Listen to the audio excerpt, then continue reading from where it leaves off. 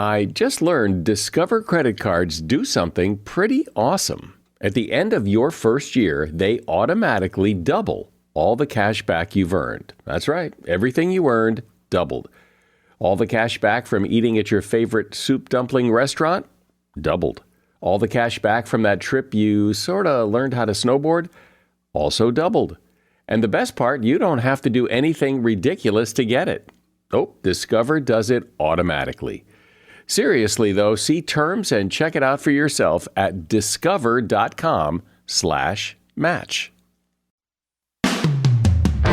Today on Something You Should Know, how does getting more sleep help you lose weight?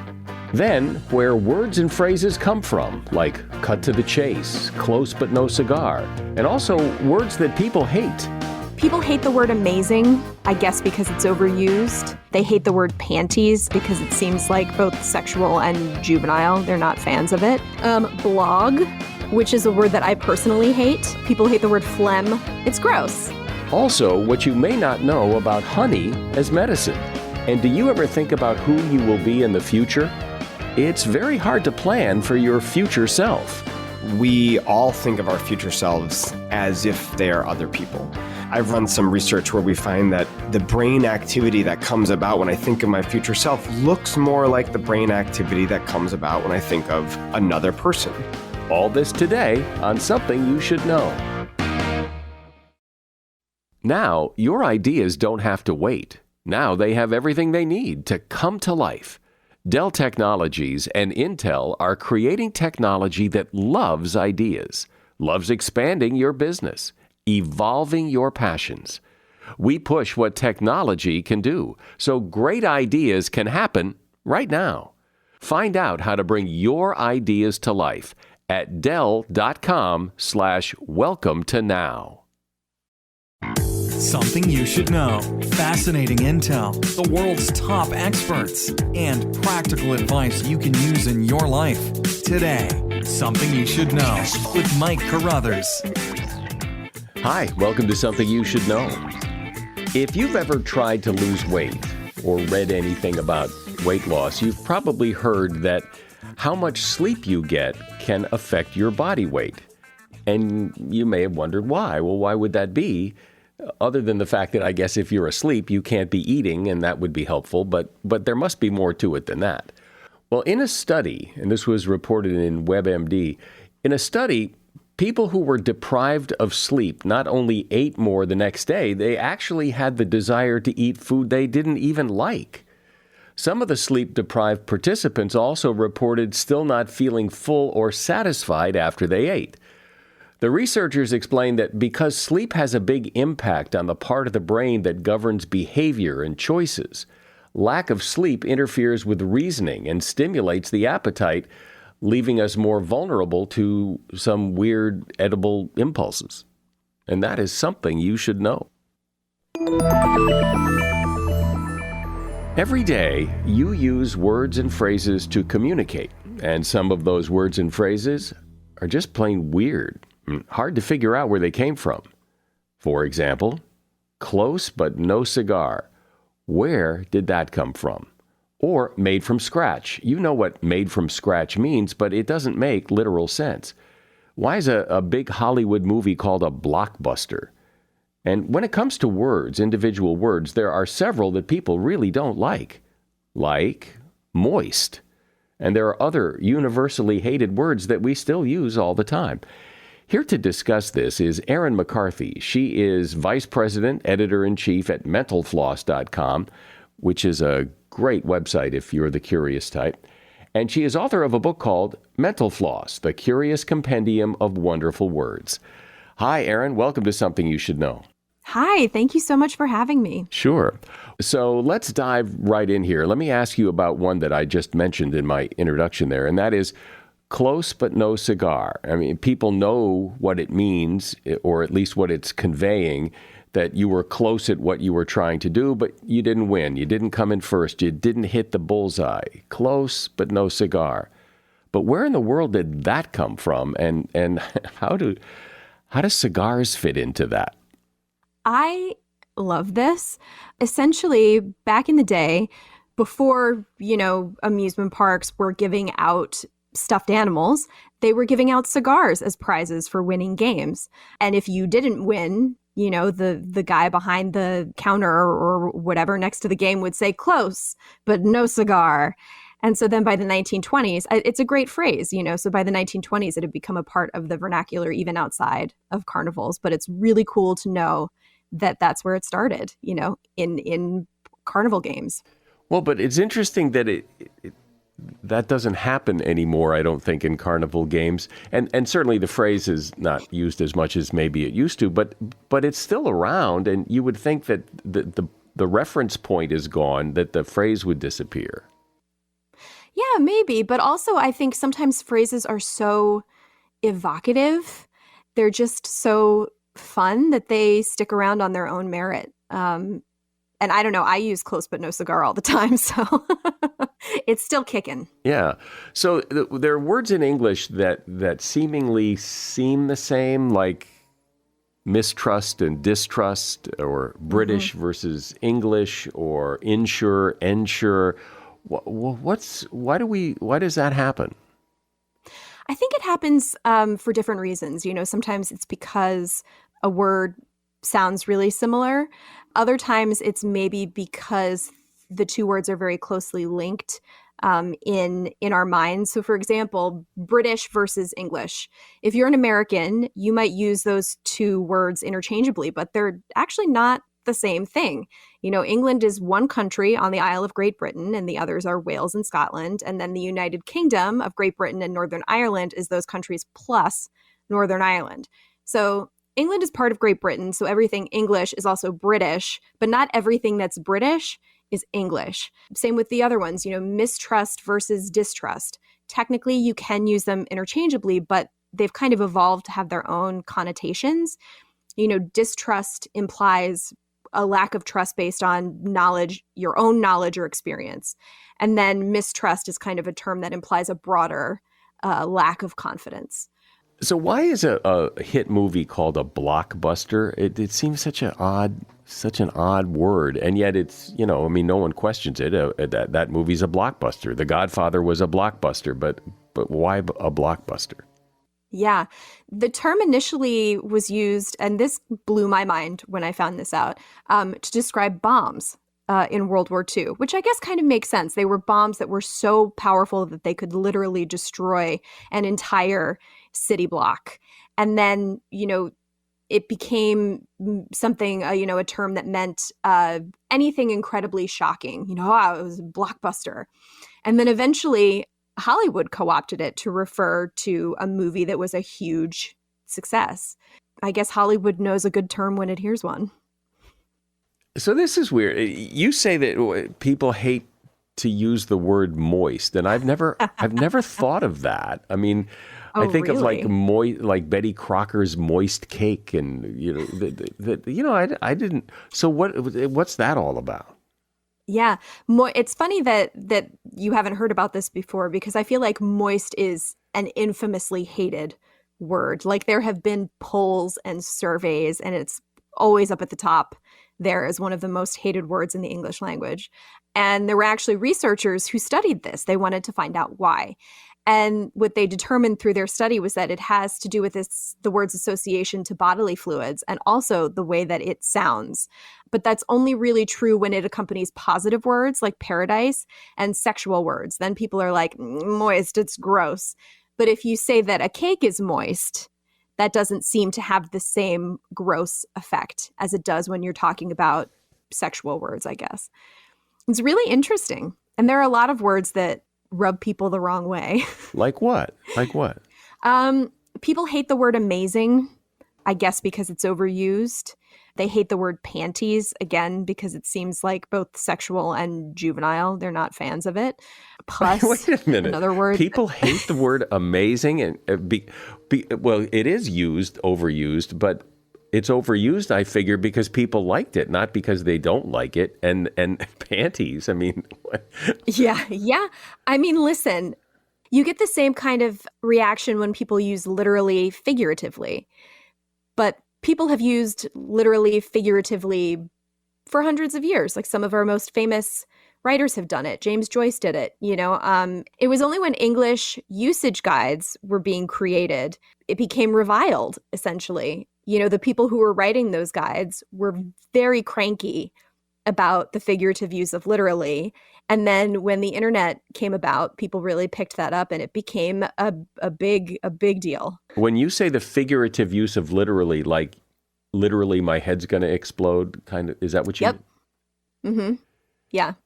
Your head's not literally going to explode. You're using it as an intensifier. And people hate that. They Yeah, I've absolutely always hate hated it. that, but people do it all Yeah. the time. What are some other words the time. that people don't like amazing and panties? Blog, which is a word that I personally hate. That one's on my list. There's just something about it, just the way it sounds. I don't like it. It's not even a logical thing. I just hate it. Phlegm. People hate the word phlegm. It's gross, again, pus. So one thing that we did, we came up with words that you can use instead. So if you don't want to use blog, you can just say website. You don't have to call it a blog, If you don't want to say the word amazing, because again, if you call everything amazing, then nothing's actually amazing. You could say something like, it's tizzy wizzy, which is an old-fashioned slang term that I really like. For panties, you could call them underbodies. That's another really fun old-fashioned slang term we found that just sounds better. Talk about some of your favorite slang words and where they came from and what they mean. And one of my top 10 slang terms is got the morbs, which is a 19th century word for temporary melancholy. I'm obsessed with it. It's just very, very colorful and delightful. Besmoddered is a very old word coined by Chaucer, meaning something spattered with mud. So, if you're covered in mud, you don't have to say that. You can say that you're besmoddered. Another one of my personal favorites is slug-a-bed, which is an insult for someone who stays in bed late. But personally, I'm quite the slug-a-bed, and I wear that badge with pride. Another one of my absolute favorite terms that's gotten a lot of play recently is dumpster fire. And so, of course, it's been used for quite some time to refer to a literal fire in a dumpster. But the Oxford English Dictionary traced the first non-literal usage to a place, and I swear I am not making this up, to a wrestling Usenet group. And it was in reference to the movie Shrek the Third. The person said Shrek 3 was a dumpster fire. Don't get me started. A total disaster, just a total dumpster fire. why do ghosts say boo? So this is a complicated one. So I'm going to give you a little bit of the Cliff's Notes version of it. But way back in the day when it was first being used, boo was actually just a way to kind of announce your presence, to be like, hey, I'm here, boo. But by 1738, it began to be attached to kind of scary things. People were saying it to scare kids and whatnot. And then during the era of spiritualism in the 19th century, which was a time when many people believed that they could communicate with, the dead in a world beyond our own, it got attached to ghosts. So they had their own word. So yeah, there's a lot more to it. There's like roots in Latin and Greek and things like that. But that's the Cliff's Notes version. But it used to be just like a greeting, like you would say, Yeah. hi, boo. You just be like, boo, like I'm here. That was how it was used. So one I have always wondered about, but never enough to go look it up, was why some liquors are called spirits. This is one of those words that has a few different etymologies, but there are a couple of theories that are prevailing. One of them is that it has to do with the word alcohol, which is believed to come from either one of two Arabic words, which I will probably butcher the pronunciation of, so I apologize in advance. One of them is al-Ghawal. Nope, al-Ghawal, yeah, which literally means spirit. And the other is al-Kohl, and that's spelled AL-KOH''L. And that initially described an eyeliner that was made from this kind of powdery material. And transforming that powder into the eyeliner was similar to how alcohol was distilled. So it's believed that then alcohol came to mean anything that was distilled. And when it was absorbed into the English language in the 16th century, it was actually used to describe a powder before it eventually came to mean the distilled essence of something.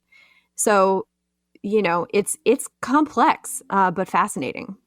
Does spirits have a definition as it is separate from other liquors, or is it just kind of this generic-y term that applies to alcoholic drinks? Yeah, so I think technically when we're talking about spirits, we're talking about specifically like liquor, like your whiskeys and your ryes and things like that, and not necessarily like beer. At least that's how I think of it. But again, other people might have different definitions. That's kind of the beauty of language. We're talking about interesting, loved, hated, and bizarre words and phrases of the English language, and my guest is Erin McCarthy.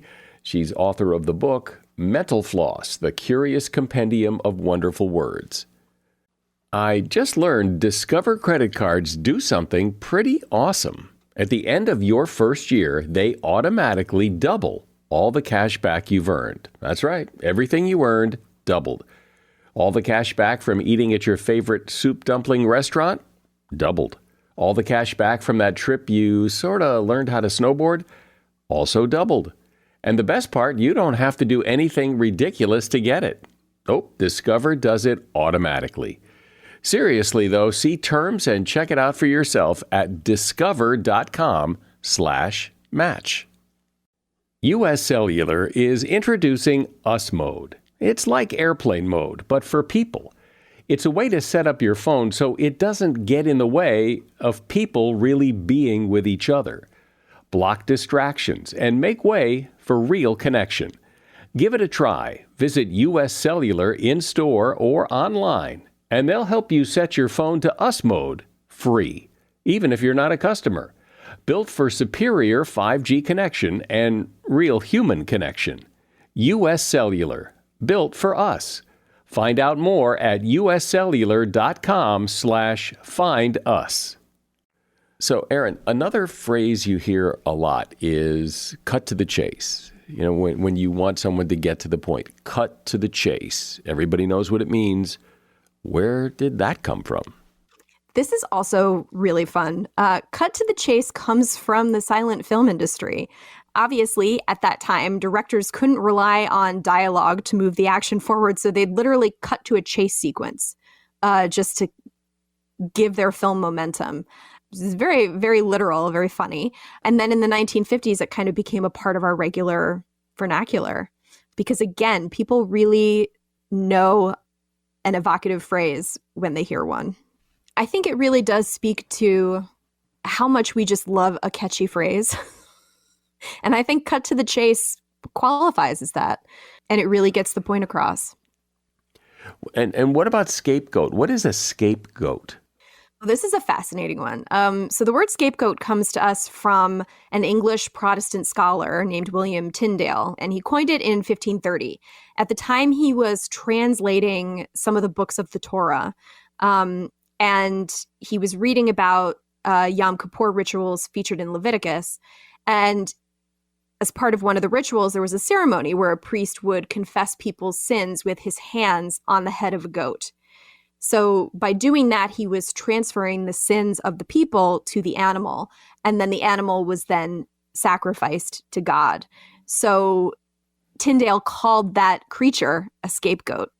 What's a word or phrase that you came across in your research that you found really interesting or surprising or weird or unusual that you like? Piggyback ride? Yeah. Because I think it's one of those phrases that starts in one place and then ends up as something completely different. There's not necessarily one origin, but one explanation for why we call, someone riding on your back a piggyback ride is that it maybe came from the 16th century phrase pick-pack, which may have referred to like a bag put on your back for easy transporting. And then there was this kind of like whisper down the lane situation where the phrase became pickback and pigback and pick-a-pack pick-a-back, pig-a-back. And so the last one sounds a lot like piggyback. So it's an example of how we hear things and how that changes language and the words that we use that I just think is fascinating. Why does the word donut have two different spellings, one D-O-U-G-H and the other just D-O, nut? It has a lot to do with Dunkin' Donuts. It was definitely spelled one way back in the day. And then the D-O-U-G-H version of it, because they are obviously made of dough. And then when Dunkin' Donuts came on the scene, they kind of made the other spelling, the alternate spelling, more popular. So everybody knows what the placebo effect is, but that word placebo, it doesn't sound like any other word. Where does it come from?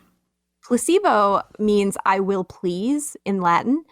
And so at one point in time, it was used in Catholic prayers for people who had died. So the prayer was translated as I will please the Lord in the land of the living. And eventually the word came to be used to refer to the entire prayer. And then it went through this sort of linguistic change, a meaning got added. So by the 14th century, placebo had come to mean, flattery that was intended to make a person feel good, even if it wasn't exactly true. And then eventually, but it took quite some time, it wasn't until the 18th century, it ended up in medicine. And it came to refer to a drug or treatment that would make someone feel good, even if there was no actual medicinal effect. Another one I've wondered about is made from scratch. Everybody, as soon as they hear it, knows what that means. It means, make from original ingredients, but made from scratch. Where did that come from? Yeah, so it comes from sports, funnily enough. Scratch was the word for the starting line in things like running and in cricket. And then eventually it came to be used in a whole bunch of expressions that meant essentially, meet the standard. We don't know exactly when it became a term for food, but the earliest evidence that has been unearthed points to a 1946 New York Times article that was talking about how cooking from scratch was a fading fad. So really, really interesting stuff, a little bit of an etymological mystery.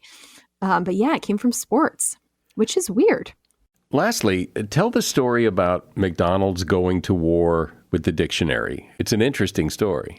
So in the 2000s, both the Oxford English Dictionary and Merriam-Webster's Collegiate Dictionaries included the word McJob in their pages as kind of like a disparaging word for a low-paid job. And McDonald's really did not like that. They actually wrote an open letter about it. And in the UK, they even considered legal action. But the dictionaries were like, we're not budging. And so McDonald's actually launched their own campaign to flip the term from a negative to a positive. So they had this advertising campaign that used words like McFlexible and McDiscount. And then, they topped it off with the tagline, not bad for a McJob. So yeah, they went on a campaign when they realized that the dictionaries were not going to take McJob out. But I don't hear that word. I don't ever hear that word. And maybe it's one of those words that's faded. But, in the 2000s, I guess it was very much a thing, enough of a thing that the Oxford English Dictionary added it. Generation names, baby boomers, millennials, Gen X, where do those labels come from?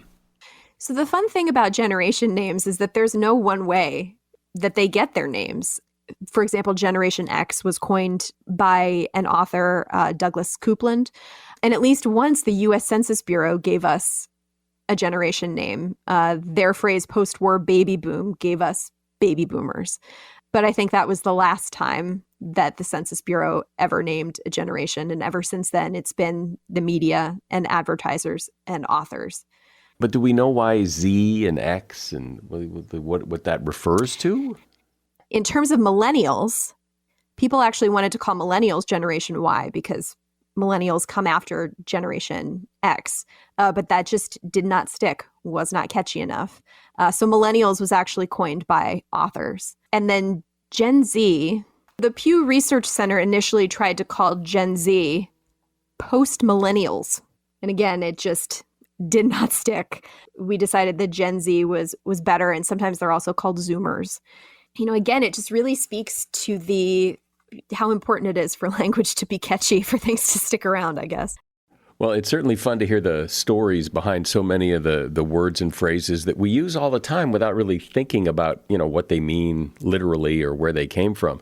Erin McCarthy has been my guest. She's the Vice President, Editor-in-Chief at mentalfloss.com. And the name of her book is Mental Floss, The Curious Compendium of Wonderful Words. And there's a link to that book in the show notes. This was fun, Erin. Thanks for coming on. Thank you so much, Mike. It's been great chatting with you. Think for just a moment about your future self, the you who will be you 5, 10, 20 years in the future. Do you ever think about the future you when you make decisions today in the present? Do you plan to make life better for your future self, or do you have more of a, whatever happens, happens attitude? The fact is, your future self needs you now, according to Hal Hershfield. Hal is a professor of marketing, behavioral decision-making, and psychology at UCLA's Anderson School of Management, and he's author of a book called Your Future Self, How to Make Tomorrow Better Today. Hey, Hal, great to have you here. It's great to be here. I'm looking forward to this. So when you look at the future, when I look at my future, there are so many unknowns that could happen. There could be, chance encounters. Unpredictable events could occur that could alter my future drastically. And I have no control over that. So I think it's hard for people to think that they have a lot of control over their future self because so much can and likely will happen that it is out of our control.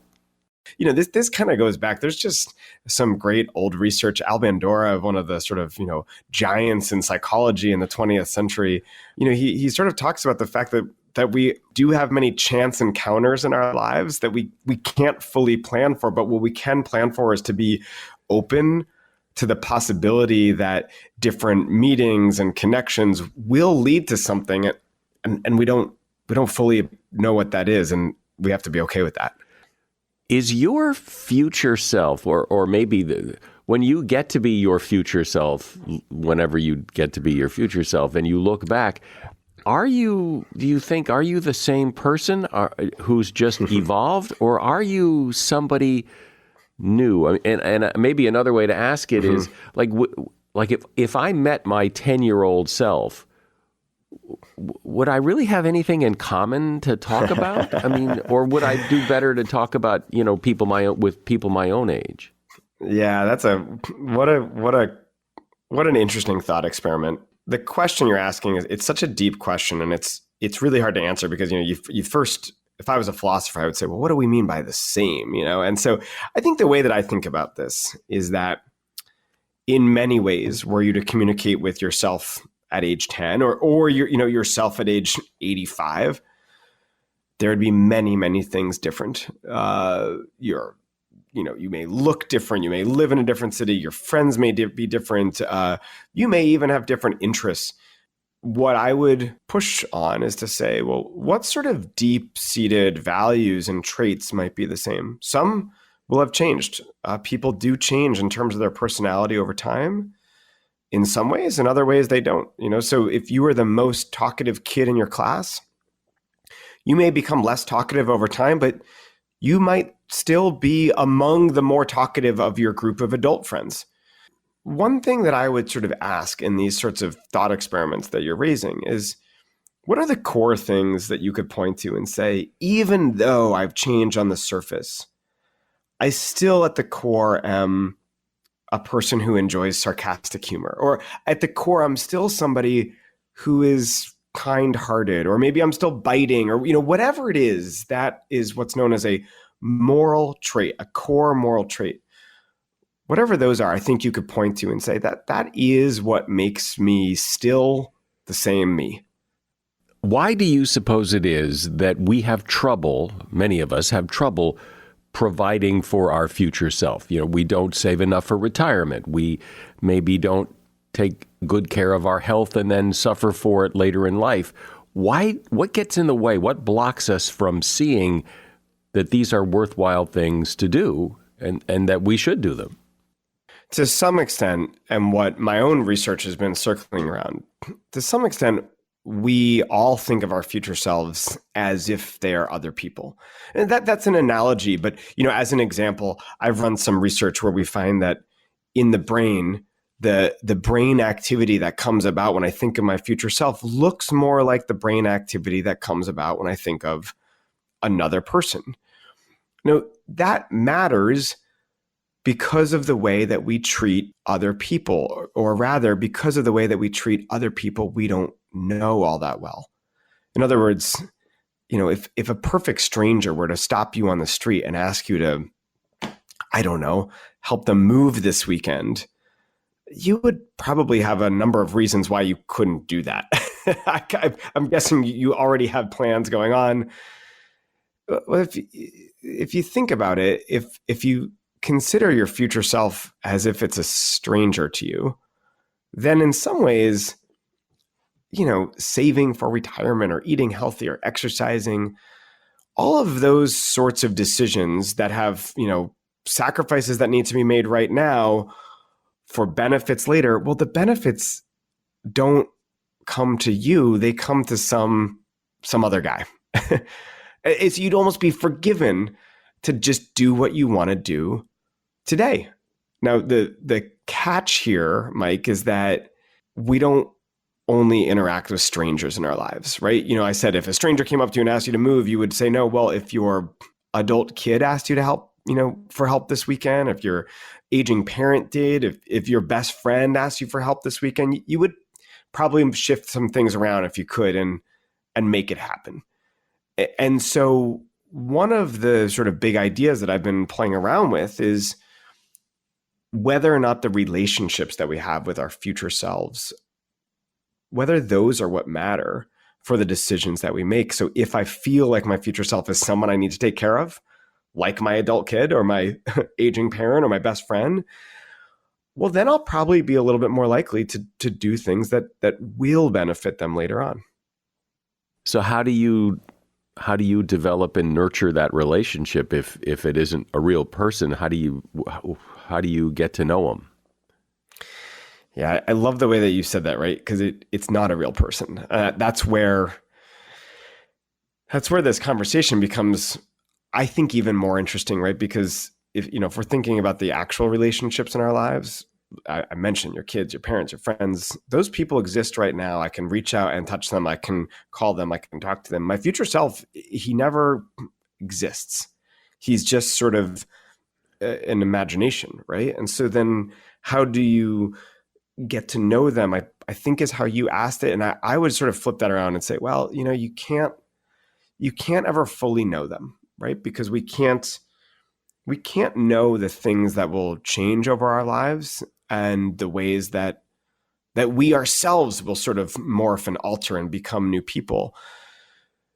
So you can't fully know them, but what you can do is become closer to them. You can feel more of a sense of connections. In my own research with my collaborators, we've tried a variety of things. One thing that we've tried to do is to make that future self more vivid and sort of, with a beating emotional core. And that may sound abstract, but what I mean by that is one thing we've tried to do is show people what their future selves look like. We've literally used, age progression technology to show people images of their future self. Another thing we've been doing, we've had people write letters to their future selves, and then other people have had people write letters from their future selves. And again, the beauty there is it really starts connecting you to that future self.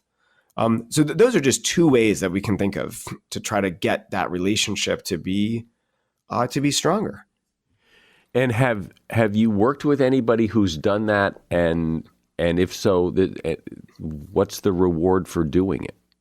Yeah, so we've partnered with different organizations. Most recently, we partnered with a bank in Mexico. They sent out your standard message about the need to save more.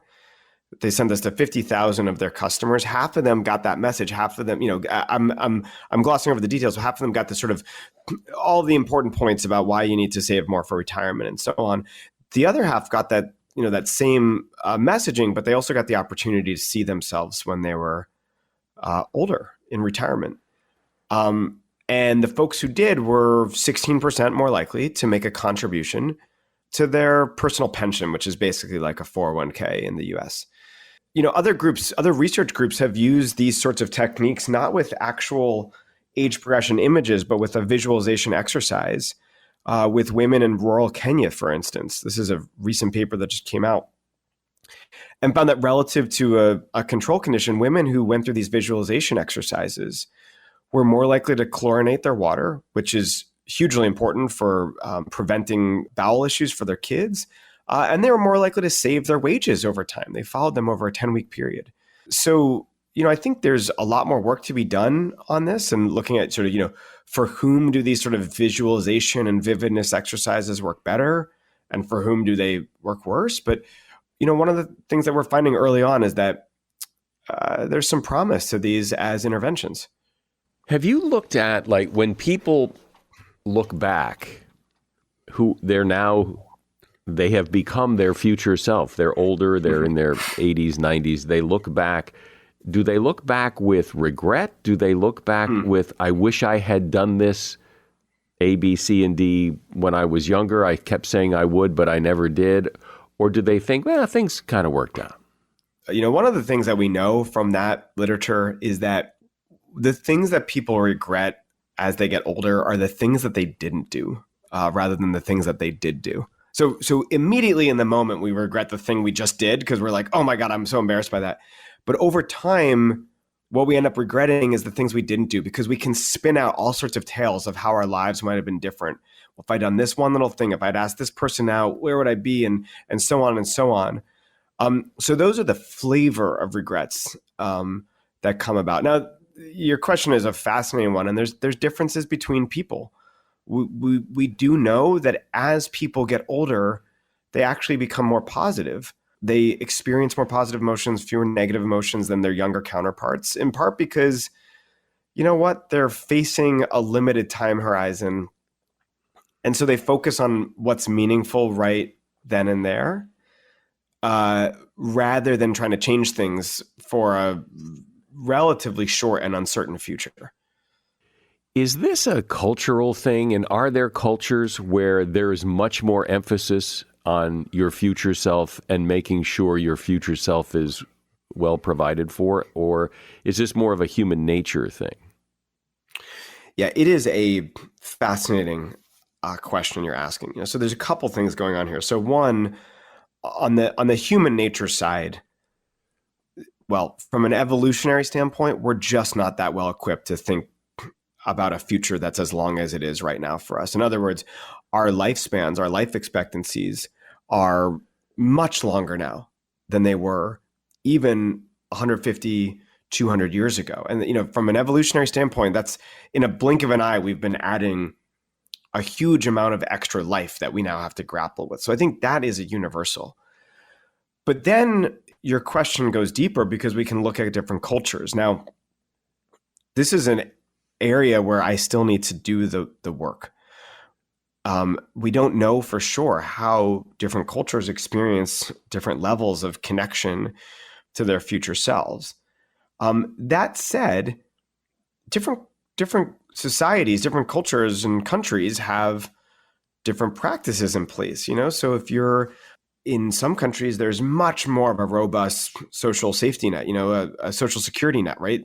In the US, we used to have a much stronger sort of employer-mandated, government-mandated system. And now saving for the future in that particular space, right, just in terms of saving, that often falls on individuals, individual workers. Whereas in other countries, sure, you give up so much more of your paycheck to taxes, but then you have a pension and you're set when you retire. Now, that's just one aspect. We can ask, does that happen because of some sort of cultural norms around future selves? Does it happen because of cultural norms around the ways that we treat and respect the elderly? These are questions that I don't really have the answers to, but I think they're great ones to ask, and I'd love to continue to explore them. But I just don't know right now. I can only sort of speculate that there are differences, but exactly what they are is not yet known. But doesn't it seem like it's something well, you're doing the research, but it seems like something we ought to pay more attention to, and people probably have been saying, yeah, we really need to, save for the future. We need to do this stuff for the future. But we don't. We just don't. Yeah. I think we could be forgiven, right? You think about all the sort of pulls and temptations in the present. If we're getting the messaging that we really need to save for the future, we're also getting the messaging that credit is easily available. With, buy now, pay later schemes,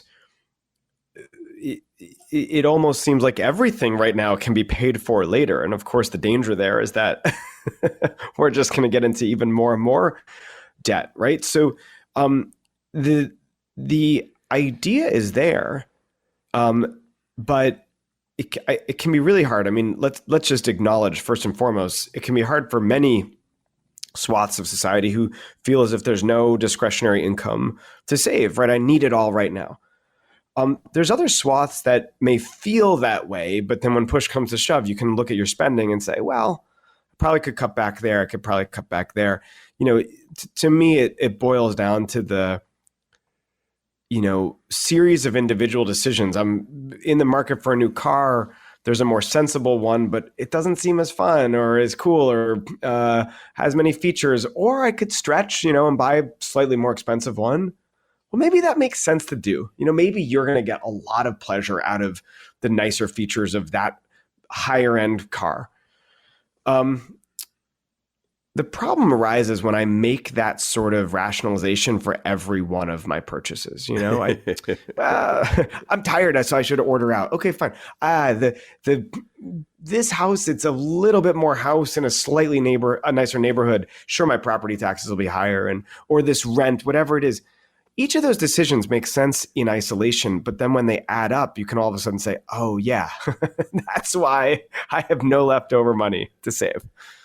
Well, I wonder if this kind of positive psychology, things have a way of working out attitude that people seem to have, that I don't really need to really worry too much about that because things have a way of working out. And many people's experience is that is true. Yeah, I have no problem with that. And I think that's very healthy in a way. We know that we have, what researchers call a healthy psychological immune system. We kind of get used to bad things quicker than we thought. We also sort of get used to good things quicker than we thought. The only problem that I have, I think where things become really difficult is when somebody says, I want to be saving more, I want to be exercising more, and I just can't do it. When there's the gap there, that's when I'd say, well, okay, then what can we do to try to, quote unquote, fix that? If somebody says, look, I don't want to be saving, I'm okay with it. All right, fine. My sort of caveat would be let's just take the narrow example of saving and working and retirement. If I say, look, I'm not saving that much, but I'm spending all this money now, you know what I'll do? I'll just keep working forever.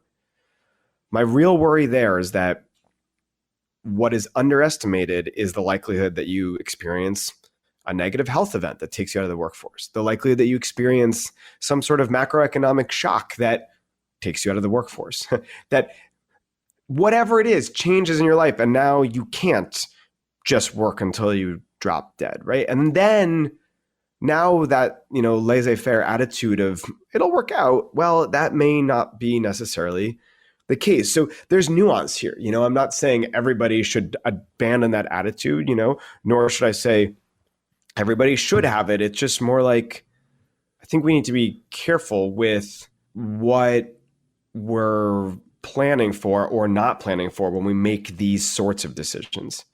Well, it's a rather thought-provoking experiment anyone can try to imagine what they will be like or who they will be in the future in very specific ways, because that person, he or she, is coming. They will be here. What will they need? What will they want?